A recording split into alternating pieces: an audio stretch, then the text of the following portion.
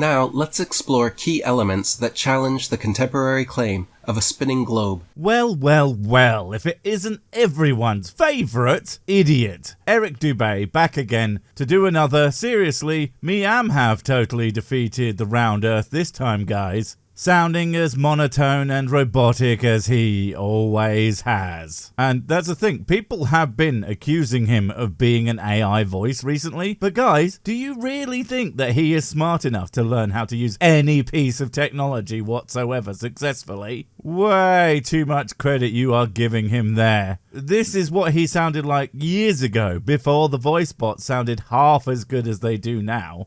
If gravity is real and responsible for keeping all the world's buildings, oceans, and people stuck to the ground, then why does it have no effect on pulling down a simple children's balloon? And yet, while it's a muffled and kind of shitty recording, and he clearly isn't as confident in his ability to talk utter garbage as he is now, but it's the same guy, smug and condescending and infuriating to listen to as ever, not to mention his fucking moronic points. Aren't you glad you've got me to break it up and say shit that actually has a chance of being true? You're welcome. By presenting real-world examples that clearly demonstrate a flat and stationary Earth, rather than one with a 25,000-mile circumference spinning on an axis. Yup, you will certainly attempt to do that. 5 times, no less, apparently. I cannot wait to find out what you get wrong this time. And or misunderstand, and or flat out lie about, in order to quote-unquote prove your point. And if not those, then all of them at once. Because of course. Let's recognize the universally accepted method for calculating the line-of-sight distance to an object before it disappears over the horizon, due to the Earth's alleged curvature, based on one of Pythagoras' theorems. Well, this already doesn't make any sense since you're showing the sun, and no matter what distance you get via some line of sight calculation, well, if it's not around 150 million miles, then you are 100% wrong. And if you are going with a vanishing point argument, well, the sun doesn't disappear into the distance, it goes under the horizon. The only way it can do that is if there's a fucking Earth in the way obscuring it. I wonder what shape that implies.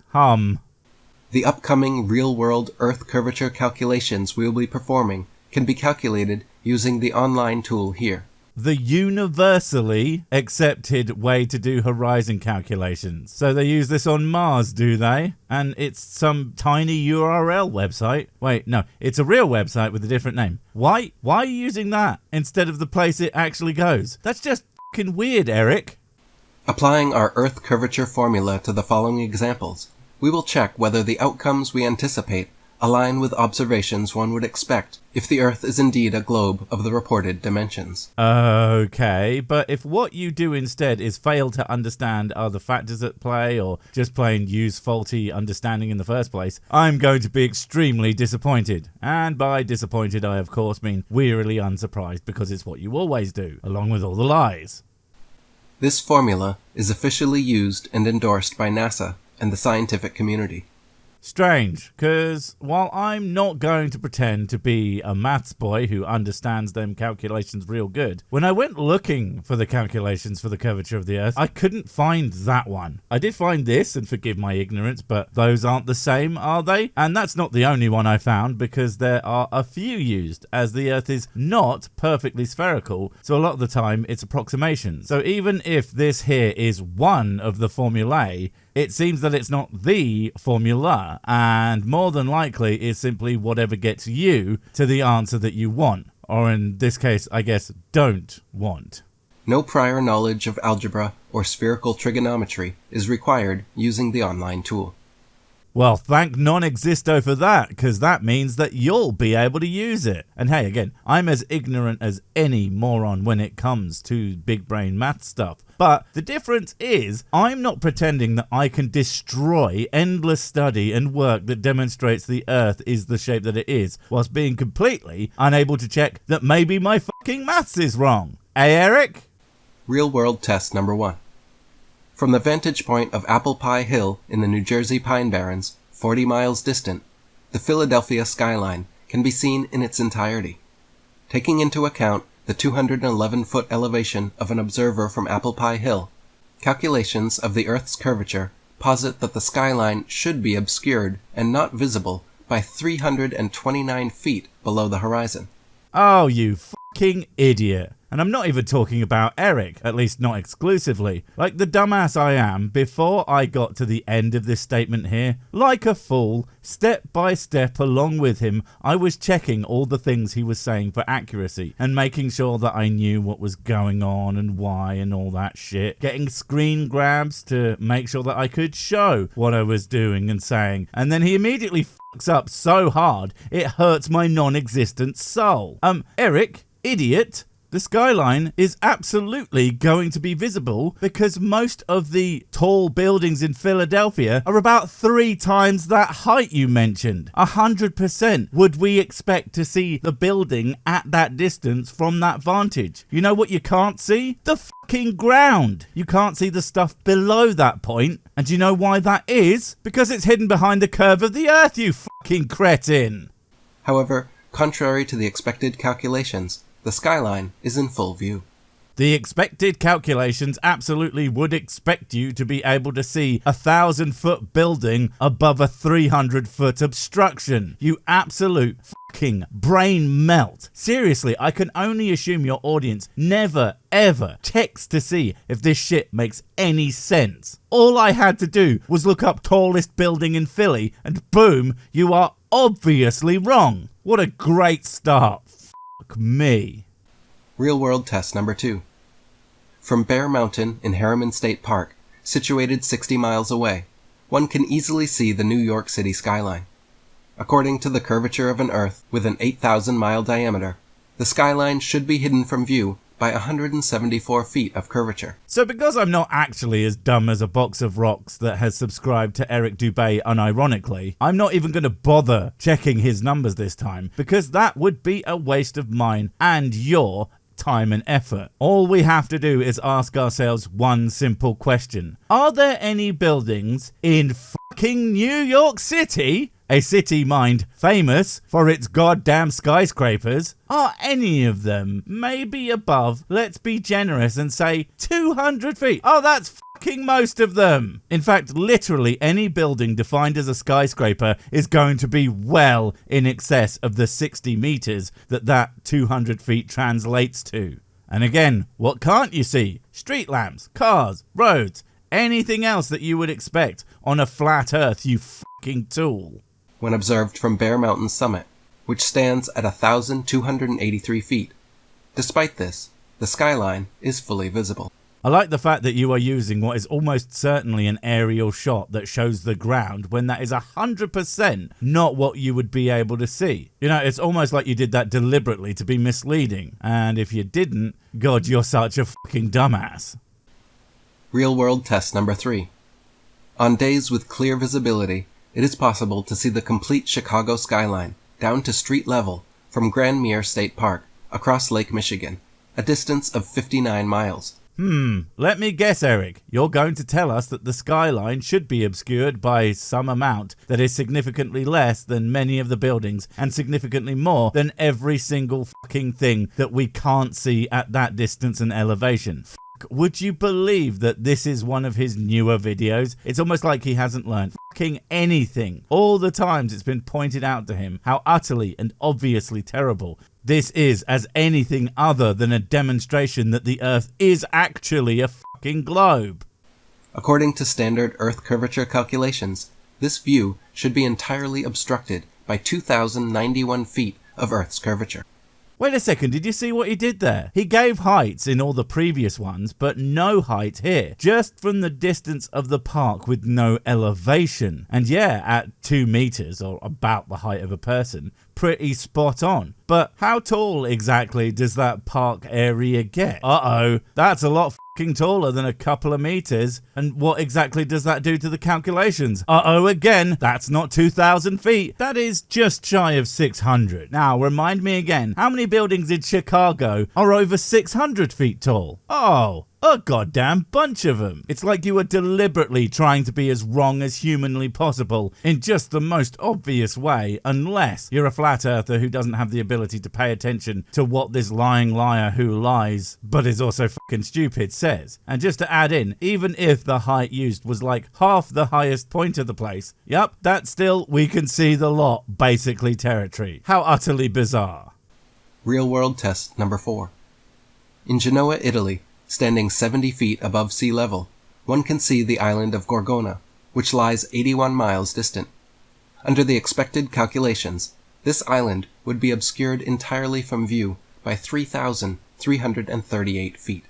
Well, I don't know why you think you can skip the height of the previous one and expect me to believe that these ones are even remotely accurate. And honestly, I can't actually find anyone saying that you can see one from the other anywhere online. But fuck it, let's just give him this one. Let's say that he is right about the calculation and that it should indeed be obscured by 3,000 feet of water, but we can also see it. That's fucking weird, since firstly, again, your previous examples are absolutely evidence for a globe. If we can see the tops of buildings but are unable to see the bottoms and streets, etc., that is something that makes zero sense on a flat earth and makes perfect sense on a globe. So either you got your calculations wrong or you're lying about this, or perhaps there's some other means to explain why one might be able to see that at an increased distance, because ultimately, what do they say? It's the exception that proves the rule. If every other piece of evidence is telling you one thing, then there's this one that probably has other shit going on. In this case, likely refraction and mirage effect, or the fact that we use a simplified Earth model in most calculations,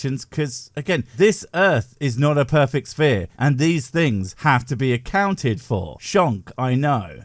Scientific attempts to debunk these findings often cite atmospheric refraction as a factor influencing observational outcomes in our previous examples. I mean, you don't need scientific attempts to debunk you. You just take the numbers that you state and point out how you keep fucking missing things. Also, that meme, Mount Fuji can be seen from certain places.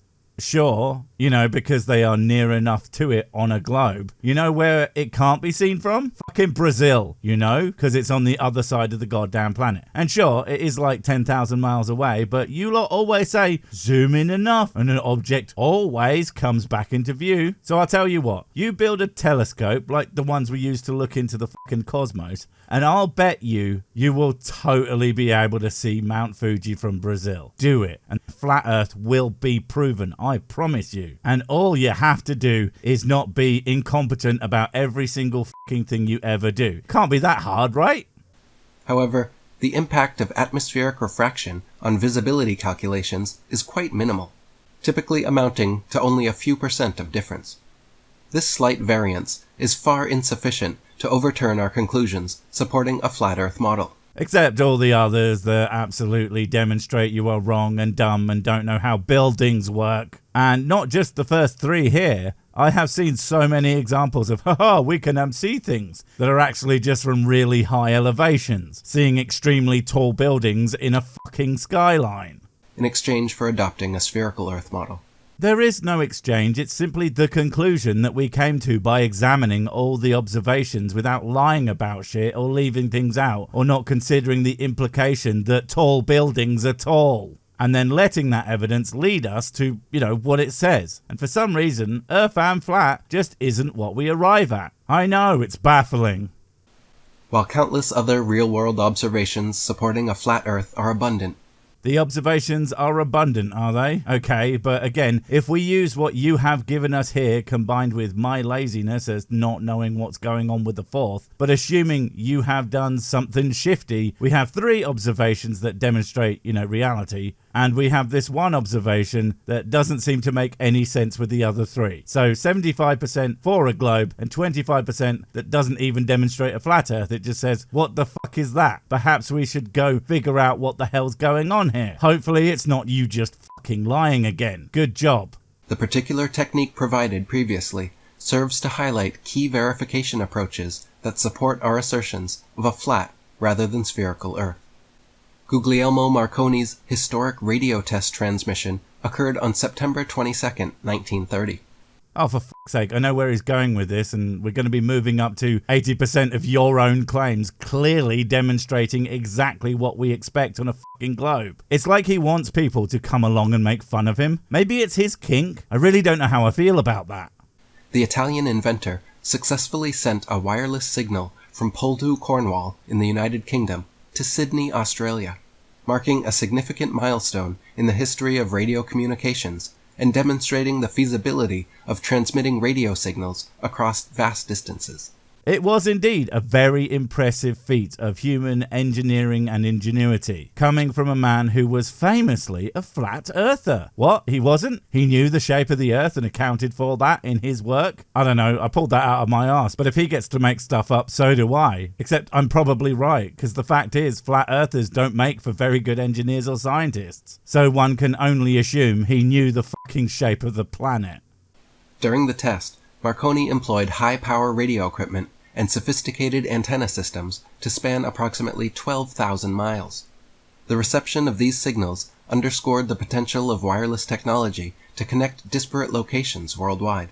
Yeah, and he did that by bouncing the low frequency, that's important by the way, radio waves against the ionosphere, a well understood and widely used phenomena to this day. And not forgetting as well that the type of radio communication he was doing, it wasn't like he was making a fucking phone call, he was in fact sending Morse code for the letter S, aka a very simple sound that more than likely went beep, beep, beep.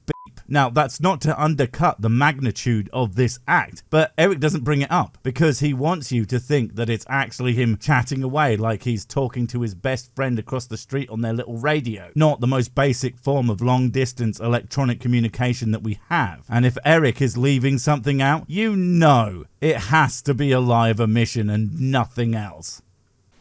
Marconi's radio test transmission to Australia played a pivotal role in advancing the field of wireless telegraphy and laid the groundwork for future developments of worldwide communication systems that we rely on today.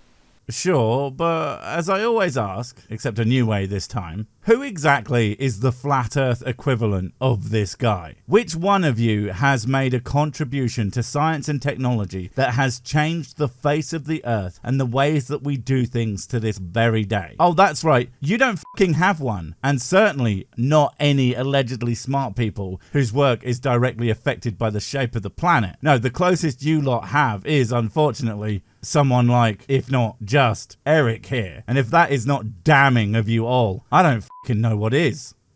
This experiment significantly contributed to the advancement of radio communication technology and understanding, eventually leading to more regular and reliable long-distance wireless worldwide communication. Using the official Earth curve calculator, Fuck knows what you're going to do with it this time because the curvature of the Earth is essentially irrelevant to this one. Again, we expect low-frequency radio waves to be able to travel around the globe because not only, they do, but because we understand the mechanism that allows them to do so without line of sight. All you had to do was look this up, dipshit. Why do you need to make everything so difficult for yourself? This better not be another sex thing. The calculation determined that, based on a spherical Earth model, the receiving antenna in Australia would have to be approximately 7,893 miles below the horizon. And that wouldn't fucking matter because we know how it works, dumbass. This prompted me to investigate the feasibility of such an extremely distant radio transmission scenario using an AI chatbot based on a spherical Earth model. What the fuck, Eric? Don't use an AI chatbot, you insufferable idiot. Ask a scientist. How can radio waves travel to Australia-mans from Emgalan? And assuming he speaks total fucking moron, he will tell you, there, Mr. Fuckwit. You see, it works because magic. Now get the fuck out of my office and go watch Sir Sick explain it a couple of minutes ago. Because that's how it works, you dunce. Question. Can you envision a scenario where a radio signal could be transmitted and received successfully, despite being 7,893 miles below the spherical Earth's horizon? And what a surprise, Eric's doing that thing that I said that flat earthers and their ilk would do with chatbots. Ask them ever more obtuse questions until it gets them the answer that they want. Because without even hearing it, we know that is exactly what it's going to be. Because Eric and his aren't interested in knowing the truth and the facts about reality, but merely being told that they are right, no matter how fucking idiotic the answers they have to accept are. You know, because they're morons. Wait, before you go, I have something super important to tell you. It's life or death. It will change everything forever. Nope, wait, it's gone. Oh well, probably wasn't important. But while I have you, don't forget to comment, subscribe and notify. And if you want more of my smexy voice, check out Mrs. Six channel Spoonstaff Stories, where I narrate and voice all the videos, and she does the work. And if you want to support the channel, check out the merch store for cool t-shirts, or check out Patreon, memberships and PayPal to support directly. Finally, follow me on the medias of social to get completely pointless guff and to keep up on the latest releases. Oh, I just remembered what I was going to tell you. Whatever you do, don't touch the